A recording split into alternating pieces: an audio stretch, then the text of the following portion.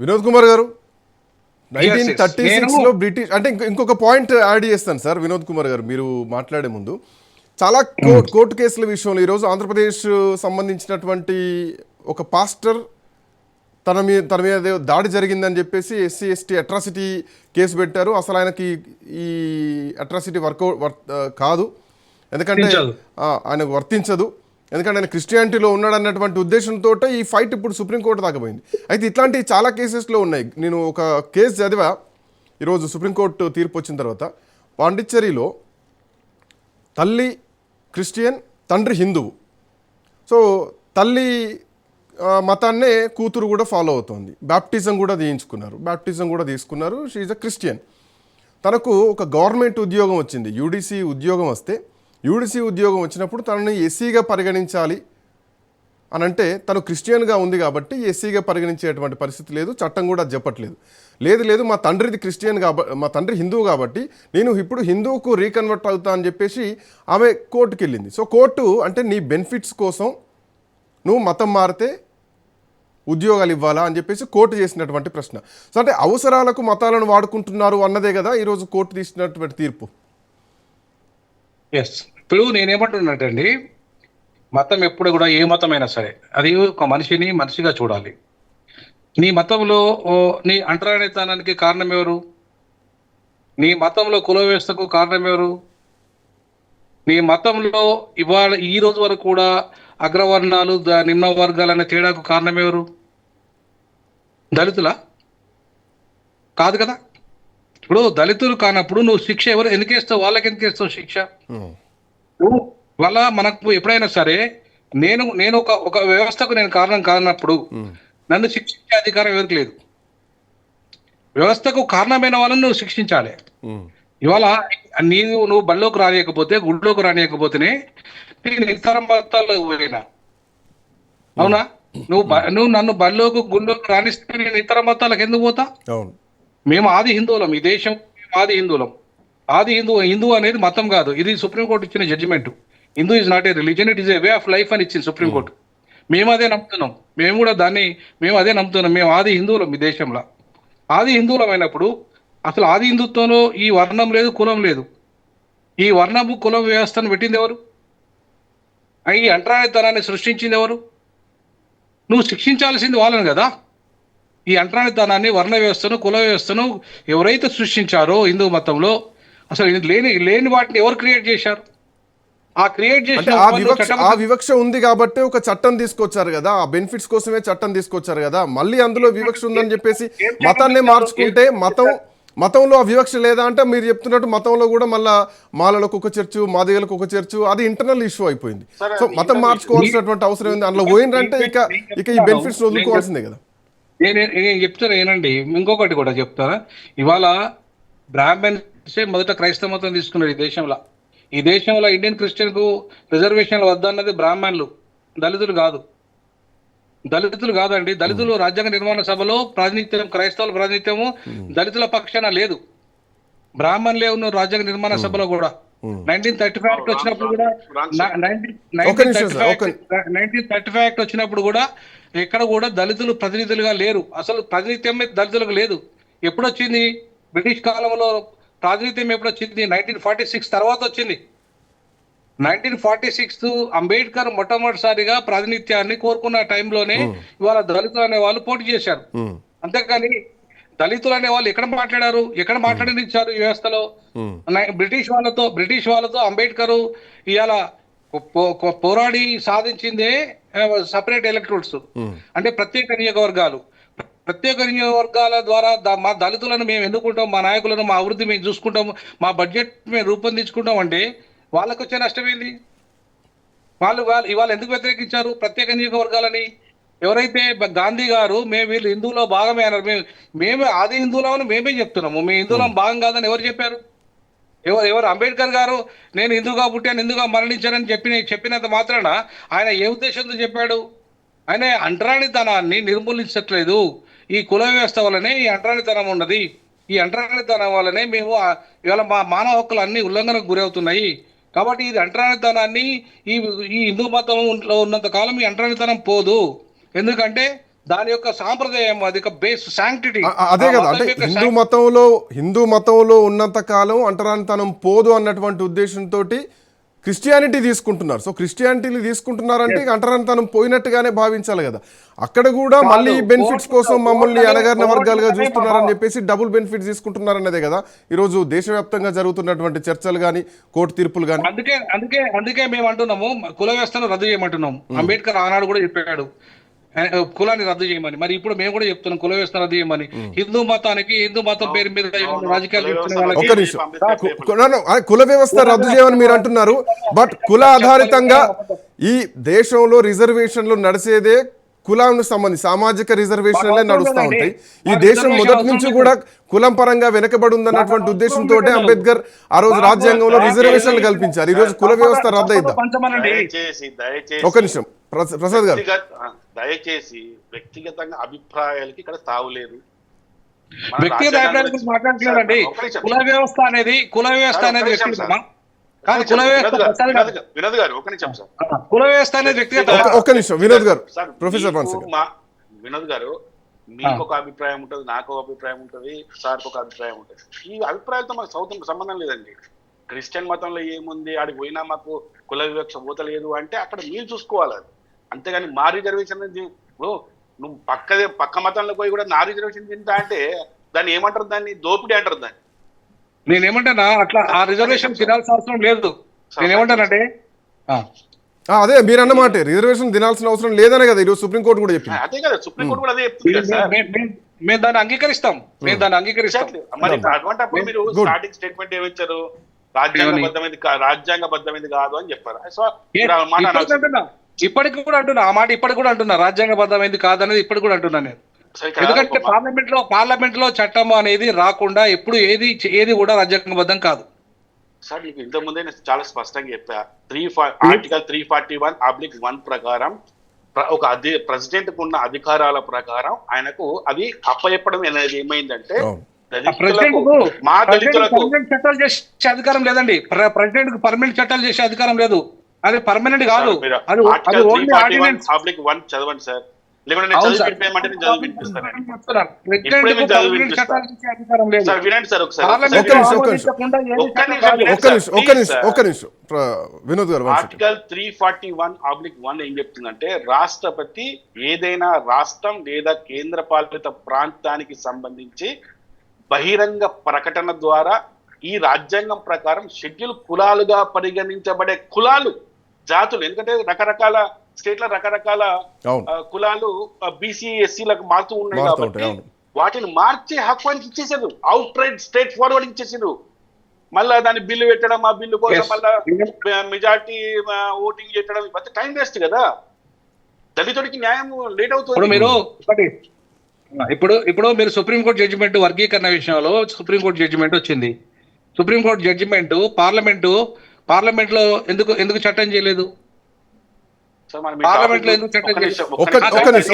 కుల వ్యవస్థ గురించి చెప్తున్నా. కుల వ్యవస్థనే ఇలా మాల మాదిగలకు అన్యాయం జరిగిందనే విషయంలో సుప్రీంకోర్టు ఒక జడ్జిమెంట్ చేసింది.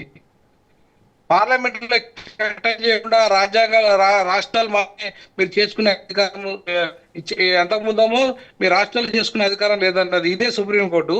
అదే సుప్రీంకోర్టు ఇవాళ మీరు రాష్ట్రాలు చేసుకునే అధికారం ఉందన్నది. అన్న తర్వాత రాష్ట్రాలలో చట్టం వచ్చింది. కేంద్రం ఎందుకు చేయలేదు? రాష్ట్రాలు చేసుకుంటుంది. కేంద్రం ఎందుకు చట్టం చేయలేదు? రాష్ట్రాలు చేసుకుంటున్నా కాదు, కేంద్రం ఎందుకు చేయలేదు? కేంద్రం కూడా కేంద్రం చేయాలంటే దానికి బిల్లు పెట్టాలి. రాష్ట్రాలు చేసుకుంటున్నాయండి. రాష్ట్రాలు కూడా బిల్లే పెట్టాలి కదా. ఇప్పుడు కేంద్ర ప్రభుత్వ ఉద్యోగాల వల్ల వీళ్ళకి ప్రతి రాష్ట్రంలో అంటే వినోద్ గారు ఏ రాష్ట్రానికి ఆ రాష్ట్రం, ఇందాక వరప్రసాద్ గారు అన్నట్టు ఈ రాష్ట్రంలో ఉన్నటువంటి బీసీలు ఇంకో రాష్ట్రానికి పోతే ఎస్సీలు అవుతారు, లేదంటే అక్కడ వాళ్ళు ఇంకో రాష్ట్రానికి పోతే మారుతూ ఉంటాయి. సో ఈ రాష్ట్రాలకు విచక్షణాధికారాలు, రాష్ట్రాలకు విచక్షణాధికారం ఉంది. అది అంటే ఇక్కడ పాయింట్ ఏంటంటే ఈ దేశంలో గుర్తించబడ్డటువంటి మతాలు, హిందూ మతం ఇందాక సార్ చెప్పినట్టు ఎస్సీలుగా పరిగణించేది, ఆ తర్వాత సిక్కు, ఆ తర్వాత బౌద్ధ మతం. సో ఎస్సీ హోదా 1950 ప్రకారం 1936 ప్రకారం వీటికే ఇచ్చారు. సో అది చట్టం చేసింది కదా, ఇది కాదని ఒక నిర్ణయం తీసుకొని ముందుకెళ్తున్నప్పుడు ఇటు వదులుకొనే వెళ్ళాలి కదా. అటు వెళ్ళి మళ్ళీ ఇది కావాలనుకోవడం, అది కావాలి ఇది కావాలి అనడం కరెక్ట్ కాదు కదా. అసలు ఈ దేశంలో ఆ వ్యవస్థ లేదు కదా. నేనేమంటున్నా అదే చెప్తున్నాను నేను ఇప్పుడు కూడా. అక్కడ వివక్షత లేదనడం తప్పు. ఎందుకు తప్పు అంటున్నానంటే, ఇవాళ భారతదేశంలో ఏ మతంలో ఉన్నా దళితుడు అంటరాని వాడే. ఏ మతంలో కానీ వాడు ఇస్లాంలో పోని, క్రైస్తవ మతంలో పోని, ఎక్కడ పోయినా అంటరాని వాడుగానే సార్, ఉన్నాడు. నేను మళ్ళొకసారి కాబట్టి మీకు స్పష్టంగా చెప్తున్నా, దయచేసి వినోద్ గారు, మా దళితులు అంటే మేము దళితులము, మేము ఎస్సీ మాల, మేము హిందూ మతంలో ఉంటేనే మేము ఎస్సీ మాల, మేము క్రైస్తవ మతంలో పోతే మేము ఎస్సీ మాల కాదు అప్పుడు, కానీ ఉంటే క్రిస్టియన్ అంతే, మా కులం లేదు అప్పుడు. మాకు అర్థం కదండి. మరి మేము ఎస్సీ మాల కరెక్టే, మరి రెడ్డి క్రైస్తవుడు అవుతాడు, మరి రెడ్డి ఎందుకు ఉంటాడండి? సార్ వాళ్ళకి రిజర్వేషన్ లేదు కదా, బీసీ ఇన్ని బెనిఫిట్స్ లేవు కదా, ఎస్సీ ఎస్టీ అట్రాసిటీని కూడా ఉపయోగించుకునే పరిస్థితులు ఉన్నాయి కదా ఇక్కడ. వినోద్ గారు ఒక్క నిమిషం సార్, ప్లీజ్ ఒక్క నిమిషం, దయచేసి ఒక్క నిమిషం. సరే, మనం ఇక్కడ మాట్లాడుతుంది దళితుల యొక్క బెనిఫిట్స్ గురించి. దాని బెనిఫిట్స్ అనేటి అగ్రకులాలకు లేవు. వాడు అంటే హిందూ ఒక్కొక్క పాయింట్ అమరప్రసాద్ గారు, వినోద్ గారు అడిగేటువంటి మాటలు ఏంటంటే దాంట్లో కూడా రిజర్వేషన్ తీసుకుంటున్నారు కదా, ఈ మధ్య ఈడబ్ల్యూఎస్ రిజర్వేషన్ కూడా తీసుకుంటారు కదా, మరి వాటిని కూడా ఆపేస్తారా, వాటిని కూడా కట్ చేసుకోవచ్చు కదా? అది దళితులకే వస్తుంది కదా, హిందువులకే వస్తుంది. ఆప్తం ఎందుకు ఆపండి సార్, వాళ్ళ దాంట్లో. అంటే ఈ పాయింట్ విషయానికి వస్తే దీనిపైన కూడా ఇట్లాంటి చర్చలు జరగాల్సిన పరిస్థితులు వస్తాయి. ఇప్పుడు ఒక మాట చెప్తున్నానండి వినోద్ గారు, క్రైస్తవ మతంలోకి పోయి ఒక రెడ్డి వెళ్ళిన తర్వాత కూడా, ఒక బ్రాహ్మణుడు వెళ్ళిన తర్వాత కూడా ఏది హిందువే అని పెట్టుకొని ఆ ఈబీసీ ఏమో రిజర్వేషన్ తీసుకున్నట్టు ఏదైనా ఉంటే చూపించండి, దాన్ని కూడా ఫైట్ చేద్దాం. ఈ చర్చ కూడా రావాలా, ఈ చర్చ కూడా దేశవ్యాప్తంగా జరగాలి. ఉన్నాయి అమరప్రసాద్ గారు, అవి ఉన్నాయి కాబట్టి చెప్తున్నా నేను, అవి ఉన్నాయి కాబట్టి చెప్తున్నా. అంటే క్రైస్తవ మతంలో పోయిన వాళ్ళంతా దొంగలే అనమాట, అన్ని దొంగ బుద్ధులు. ఎవరు ఇప్పుడు క్రైస్తవ మతంలో పోయిన వాళ్ళు దొంగలు, లేదంటే ఇస్లాంలో పోయిన వాళ్ళు దొంగలు, హిందూ మతంలో ఉన్న మంచోళ్ళు అని చెప్పట్లేదు నేను. నేనేమంటున్నానంటే, కాదు ఇప్పుడు ఎస్టీలు ఉన్నారండి, ఎస్టీలు ఉన్నారు, వాళ్ళు క్రైస్తవ మతం పోయినరు, వాళ్ళకెందుకు రిజర్వేషన్ అర్థమైతే లేవు? మరి వాళ్ళు మంచి ప్రశ్న అడిగారు సార్, నేను సమాధానం చెప్తా వింటారా? భారత రాజ్యాంగాన్ని తయారు చేసేటప్పుడు షెడ్యూల్డ్ ట్రైబ్స్ ఏవైతే ఉన్నారో, ఎస్టీ అనేది జన సమూహంలో బ్రతికిన వాళ్ళు కాదు, అడవుల్లో బ్రతికిన వాళ్ళు. వాళ్ళు ఎస్టీ కంప్లీట్ జనాలతో సంబంధమే లేదు వాళ్ళకి. సో అటువంటి వాడు ఈజీగా వేరే మతాల ట్రాప్ లో పడిపోతున్నాడు, ఈజీగా వాళ్ళు మతం మారిపోతున్నారు. అయినా కూడా వాళ్ళకి ఎందుకు ఆ హక్కు ఇచ్చారంటే, సరే వాళ్ళు మరి జనాల్లో లేరు, వాళ్ళకు బెనిఫిట్స్ తీసేస్తే మరి వాళ్ళ దారుణమైన పరిస్థితి వస్తాయని చెప్పేసి రాజ్యాంగంలో ఉన్న 299 మంది ఆలోచించి ఆ ఎస్టీలకు మతం మారినా కూడా వాళ్ళు ట్రైబ్స్ కాబట్టి ఉండనిస్తే నష్టం లేదు, వాళ్ళు ఉండనిద్దామని చెప్పి ఇచ్చారు తప్పించి ఇంకా వేరే ఆలోచన లేదు కదా. ఇప్పుడు మరి అట్లాంటప్పుడు ఎస్సీలకు ఏం పాపం చేశారండి? ఎస్సీలు అవును సార్, ఇప్పుడు ఎస్సీలో ఎందుకు ఆ హోదా ఎందుకు ఇచ్చారు? ఆ హోదా ఎందుకు ఇచ్చారంటే అంటరానితనం ఉందన్నటువంటి ఉద్దేశంతో ఎస్సీ హోదా ఇచ్చారు కదా, ఈవెన్ ఎస్టీలైనా కానీ ఎస్సీలైనా కానీ. ఎస్టీలకు సార్ ఒక మాట చెప్తున్నాను, ఎస్సీలకు చాలా తేడా ఉంది సార్. ఎస్సీలకు సమాజంలో వివక్ష కనబడుతుంది కానీ ఎస్టీలు దాదాపు జనాల్లో కలవరు, వాళ్ళు మాక్సిమం వాళ్ళంతా కూడా తెగల్లో ఉండే వాళ్ళే. వాళ్ళు ఎస్టీలు కూడా ఈ దళితులను అంటరాని వాళ్ళుగా చూస్తున్నారు. ఎస్టీలు కూడా దళితులను అంటరాని వాళ్ళుగా చూస్తున్నారు. ఇంకో మాట చెప్పాలా మీకు, మీరు ఒక్కసారి ఆర్థిక లెక్కలు చూస్తే ఎస్టీల కంటే ఆర్థికంగా డెవలప్ అయి ఉన్న వాళ్ళు ఎస్టీలే. అవును, చాలా డెవలప్ అయి ఉన్నారు. ఇప్పుడు అట్లాంటి వాళ్ళకోమో వాళ్ళు క్రైస్తవ మతం తీసుకుంటే రిజర్వేషన్లు ఉంటాయి. అరే దరిద్రంగా భూమి లేని వాళ్ళు, ఇవాళ ఏ సంపద లేని వాళ్ళు, అధికారం లేని వాళ్ళు, ఏదో అంతో ఇంతో రాజ్యాంగం వచ్చిన తర్వాత చిన్నగా విద్యా ఉద్యోగ రంగాలు, రాజకీయ రంగాలు అంబేద్కర్ దయ వల్ల అంతో ఇంతో వస్తే అవకాశాలు వస్తే,